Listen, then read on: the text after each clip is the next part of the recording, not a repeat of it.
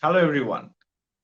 I hope you are having a great time. Christmas is around the corner. After that, New Year. Whoa.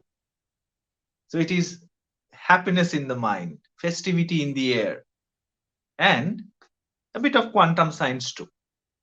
How we are relating what is going on in the mind to quantum science? Because today's subject is how quantum science is changing the practices and education of mental health professionals. Like always, the question comes, what has quantum science, apparently the science of atomic kind of particles, to do with mental health? Well, we'll find out soon. And today we have Professor Amit Goswami and Dr. Valentina Onesor as our guest speaker to explain how to connect quantum with mind. Well, welcome to both of you.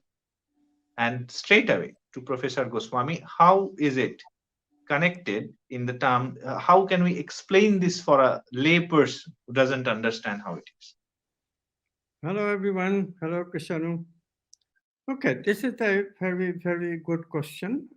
I suppose those of you who attend our program regularly, you already know consciousness is essential for understanding quantum physics, and our mind and feelings, vital energy, experience of vital energy, both of these experiences are the result of quantum possibilities being chosen from by this consciousness. So not only consciousness has material possibilities, but also mental and emotional possibilities, feeling possibilities to choose from. This is the secret of why we experience these three. Consciousness even has archetypal possibilities, human values, those possibilities to choose from, and that gives us the experience of intuition. So when you consider that we have four kinds of experiences, it is very easy to realize that the conventional, most popular psychology today, which is cognitive behavioral, is just not adequate because it treats the mental part kind of shabbily because it considers everything is mechanical, matter based. It ignores basically the emotional part and the positive parts of emotion. The negative part, of course, is built into the brain, cannot ignore it completely, but it just is not adequate. What happened in that particular area is that even 4 or 5 decades ago, psychology and psychotherapy mainly were focused in mental disease, abnormal psychology. And then a movement created by Abraham Maslow changed that. Abraham Maslow pointed out that, first of all, we have not only survival needs, but also higher needs. And these higher needs require engagement with positive aspects of us, which are potentialities. They are partly in collective unconscious, and partly we have to discover them completely new, but not much of it is available in the personal unconscious, which is basically pleasure based. Pleasure is a little bit positive, it can lead to positive, but by itself, it's uh, not necessarily positive. We tend to use too much and then it becomes to have a negative effect. Addiction, for example. So, this positive psychology became a movement in the hands of a Harvard psychologist who created positive psychology, but still based on fundamentally the materialist paradigm. He was not brave enough to break completely with that paradigm. But the popularity of positive psychology convinced people that people are interested in the positive aspects of mental health. In other words, the potentialities of positive experiences, which are not quite actuality. The difficulty of the materialist approach is that it cannot take us to the potentialities unless you really break away from the paradigm. So, as soon as positive psychology was formulated, many spiritual teachers and transpersonal teachers became hopeful that now we will pay attention to the positive side of us, which remains in our potentiality. But we don't grow it, we don't encourage it as a culture. Now, can we encourage it as a culture? Still, there was no really science of creativity. There was no science of how consciousness enters psychology. This was the problem. And this problem is what has been solved by quantum science. This is why quantum science is an essential aspect of the integration of the various forces of psychology that is taking place right now. And most important, of course, is the integration of the cognitive behavioral approach with the consciousness based approach. Psychoanalysis, the great breakthrough of Freud's discovery of the unconscious, already brings consciousness into the arena, but only as an unconscious force. And of course, materialism even rejects that. They call Freudian psychology voodoo psychology. Quantum science not only legitimizes Freudian unconscious, it also legitimizes Jung's work, collective unconscious. We have humanity's whole cell memory creating a collective unconscious, which is also in our potentiality, not just the personal unconscious that indeed causes problems because mostly it is negative that is suppressed and repressed. But here there is positive. And then there's plenty of positive potentiality in the as yet unmanifest, which quantum physics also can deal with the idea of fundamental creativity, creativity of the completely new. Creativity involves the archetypes like love, beauty, justice, truth, these human values. Now, I hope you see the necessity of changing the mental health profession. First of all, we should be aware that the negative aspects of it, negative problems, anxiety, neurosis, and the like, they all can be prevented because they occur because we don't grow up properly, by improving childhood education, by improving parenting. We can certainly make the childhood experience a better one, more enriched one, so that we don't have those deficiencies. And secondly, even if we have those deficiencies, we should be able to make up for those deficiencies later on. Again, a question of education. Also of therapy, because once something has gone awry because of faulty development, then we really need therapy to come out of it. And the therapy also involves quantum healing, the abrupt changes. Quantum healing is the discontinuous changes in the software that has gone faulty that we can do through creativity. So all these ideas are coming in the treatment of mental health. In other words, we are developing really an integrative theory of mental health, integrative psychology, which by integrating all the worldviews under one worldview, namely consciousness is the ground of all being, and all our experiences come from the choice of consciousness from possibility into actuality. We can give a complete theory of how we grow up, theory of development. We also have a complete theory of the ingredients for making changes, namely how our creativity works. We even have an idea of what factors influence our growing up. It's not just nature and nurture, it is also reincarnation, the gift from a previous life or from previous lives. So we have a huge amount of new understanding that is not part of the psychological education as of yet, and therefore not part of this skill set of the therapist. This has to change, and this is what we shall talk about.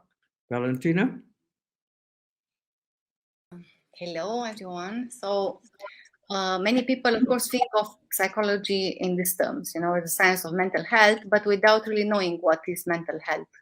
And there's this propaganda by scientists of the materialists, that scientists who believe in this metaphysical idea that all phenomena is just material phenomena, right? And we kind of experience having some freedom to choose what we think, whether to be happy or unhappy. But then again, we have to think of really developing a real science of mental health, as in medicine also.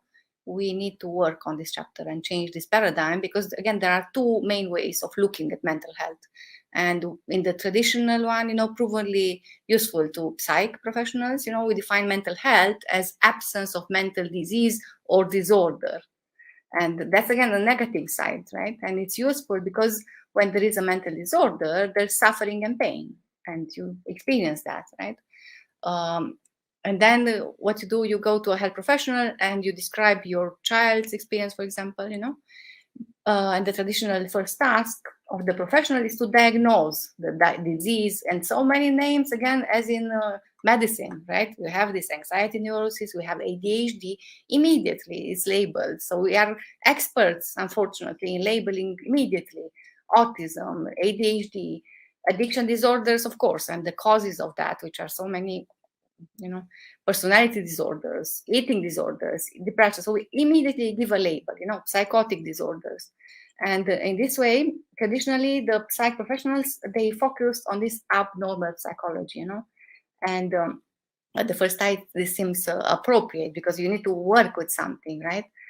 But there is a better way to look at all this, as Amit was saying, because only a small number suffer from serious psychological disorders. Again, the causes of a sufferance of a disease, they have to be looked upon, and seen also as a message of transformation there. So again, abnormal psychology is affecting really about 5 to 10% of population. And Abraham Maslow noted that another 5 to 10 maybe enjoys positive mental health. Okay, and then we speak a lot about this, what is positive mental health, and how looking from the positive side will shift our attention from what is called empiricism, symptoms, and relieving symptoms, as the focus to theory, understanding how our psyche works, And then, of course, we start asking really what is happiness. And we describe so beautifully the levels of happiness in quantum science. And so some of the things that we emphasize upon in our university is that we learn, of course, these new quantum energy-based approaches to treating neuroses, even some cases of psychosis, such as depression, but even more. We have already students which are taking as PhD subjects like schizophrenia, which is not an easy one. And also you will, of course, learn the quantum version of chakra psychology, vital creativity, right, to further augment the treatment of neurosis, and even some cases of psychosis, addiction, depression, and it's, as I said, even schizophrenia, which initially we are thinking that there's not really a treatment, but we are working on discovering these things. And there's also this revolution that we invite you to join us in psychotherapy, to use quantum creativity in therapy, and to increase in this way the efficacy of psychoanalysis by quantum healing. Yeah, so you will be one of the harbingers of this new revolution. And also, of course, you know about quantum creativity already, which is giving us a technique for healing addiction, which is not treatable by any known techniques. And also we speak, of course, like it's bringing a revolution in positive psychology and transformation. And you will also become a coach and facilitator for such people who are interested in positive mental health and increasing happiness. Just see what's happening around you today and what will happen tomorrow because of all this ongoing unsolved crisis and anxiety. And of course, we are teaching yoga techniques. And when I say quantum yoga techniques, it's not just the hatha yoga, it's also from other traditions, all geared towards healing with anxiety, neurosis, other mental crises, eventually bringing the person to a state of inner harmony, and coherence. And then, of course, we have already developed a list of teachers of transformative education and researchers of also what we call quantum integrative psychology. So it's a beautiful arena that is opening, and more and more people will benefit from this creative effort, which will be in line with your purpose in life, to really understand these things and find the proper solutions. Kishanu? This is indeed something which is going to help, in turn, the general populace. The whole idea that we can do much better than what we are currently doing by taking consciousness into account and taking quantum science into account is going to benefit general people. The idea of that wellness is not absence of disease, it is something more. These things, I'm sure, is going to make future generations a much better generation to come. Before we conclude, Professor Goswami, is up to you. Thank you. Yes. So it comes down to development once again. The as I said, the biggest progress that we have made is a complete understanding of the theory of how we develop, words, the problems, as well as what is our potentiality that we could develop but do not develop because of faulty parenting and faulty education. And of course, as we work on correcting these systems, we also have to think of that as people grow older, they struggle with issues of adulthood, namely finding relationships and finding job satisfaction. Those are the two major concerns. But if they don't have the requisite, for example, an identity of what they want to be, that identity is a prerequisite before we start our adulthood. We can overlap a little bit, develop identities while being an adult for a while, but we cannot wait too long because we have to find relationships, support a family, and so forth. Okay. The good news is that after the so-called adulthood that we live, we approach middle age, and then the present culture writes us off. They are going to taper off towards death. That's their version of it. But actual situation is very different. There is actually a passageway, well-defined passageway called midlife transition that can take place at whenever you start your midlife. For me, it started at 37, a little bit early. For some, it starts even in their 50s. But it is a definite passageway, just like our early development, our teen development. Those are major passageways, and they're quite understood with the help of quantum science. And even before that, Piaget understood some of it. Erickson understood some of it. In the psychology literature, you can find some of the stages of development already. And quantum science clarifies everything and points out why some of it is harder than the others, because they involve quantum processes like discontinuity. That part of the education in psychology that we are talking about. But again, coming back to this good news, what can we do, or what is the objective of this new passageway that opens at midlife? It was popularized in the 1970s in the United States and in the world. Popular writer wrote a lot of books on this subject, but then it tapered off. Just like everything, it's faddish. Our culture is faddish. The fad arises, people pay attention, and then people drop it. Does that mean that midlife transition has lost importance? No. Life is not faddish. Life goes on. So you still have the midlife, you still have the transition, but because there is not so much excitement, many people are not taking advantage of it and not change, not transform. That's the objective. The transformation is towards the integration of your life. Things are not working. Your thinking, living, and livelihood are not in sync. That's the sum of it.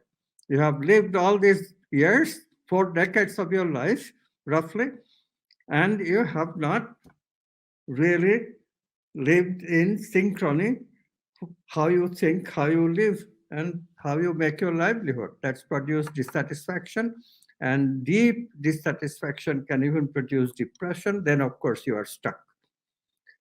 But you don't have to go that far. This is why we have an opportunity, this passageway. It makes you aware. It's a very interesting drive. It makes you aware. Oh, I can unite these things. This is called a drive towards holotropy by Stan Grof, a famous psychologist. Appropriate name. Holotropy means drive towards wholeness. That's what we want to do. We want to integrate these three things, at least, and to involve integrating many other dichotomies of our life. But again, because the culture doesn't emphasize this, most of us rationalize this.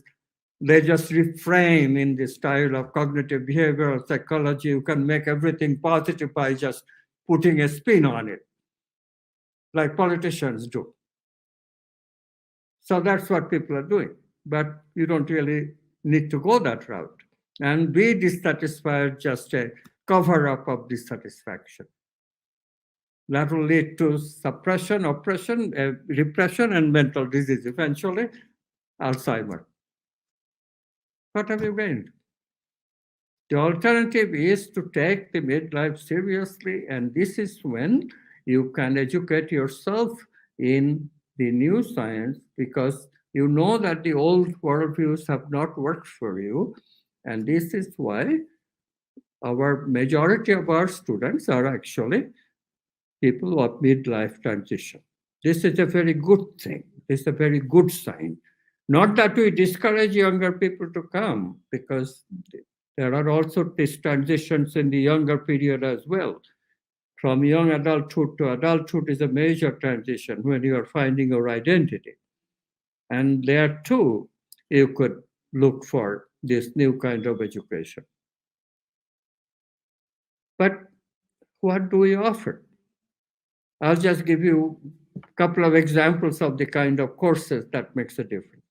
We have a course on quantum science of love and relationship. You get the idea. We teach the psychology of love not in a mental way by itself, which is the tendency of thinking about love today. It's all mind thing and sex. No. The basis of love is the heart, positive emotion. And that's what we bring out in this course. Understanding the makeup of our feeling centers called chakras, and understanding with creativity, not only in the mental dimension, but also in the vital dimension, and embody all the potentialities that are available, especially the potentiality of love, which fulfills that higher need of relationship. The major pursuit in your adulthood that you probably failed in. I know, I did too. That was a major incentive for me to go through the midlife transition. Another course that we teach is quantum science of intelligence. Do you believe in IQ intelligence? It produces only ivory tower thinking, and that kind of rational, logical worldview supports it.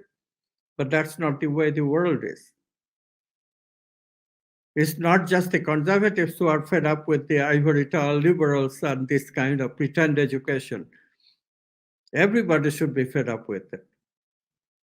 But we don't have to take the negative attitude that the conservatives in America and other places have taken. We can also take a very positive attitude, a progressive attitude. We can change. You don't have to just blame the system, blame the education, blame the parenting, and be done with it. We can change. This is the message of midlife transition. So come to us, we'll educate you in the new approach to psychology, how to treat people properly with preventive mental health, positive mental health, the scale of happiness, how to scale it, how to climb it, and make people really happy. Psychology ultimately, for majority of people, it should be a subject where normal people, normal psychology is emphasized, and how to go from normal to positive. Instead, psychology has become just that how one deteriorates from normal into negative, and we treat the negative, and that has become the identity of psychology. No, it is not like that. It's the opposite. Yes, the mental aberrations do occur because of faulty development, but we can heal it. And we can start these people back to the scaling the ladder of happiness. And this is the purpose of our life. Meaning and embodying these archetypes, expand our consciousness and be happy. Thank you. Absolutely. The last two words nailed it. Be happy. How many people feel they can leave these two words? Well, I wish everyone can. And certainly, people who are coming into touch with this education, they most certainly not only can, but they can make others go there too. You will find all the information regarding this in our website www.amitgoswami.org. If you have any questions, you can email us at info@amitgoswami.org. We will love to answer you. For now, again, wishing you all the very best for the festive season. See you next week.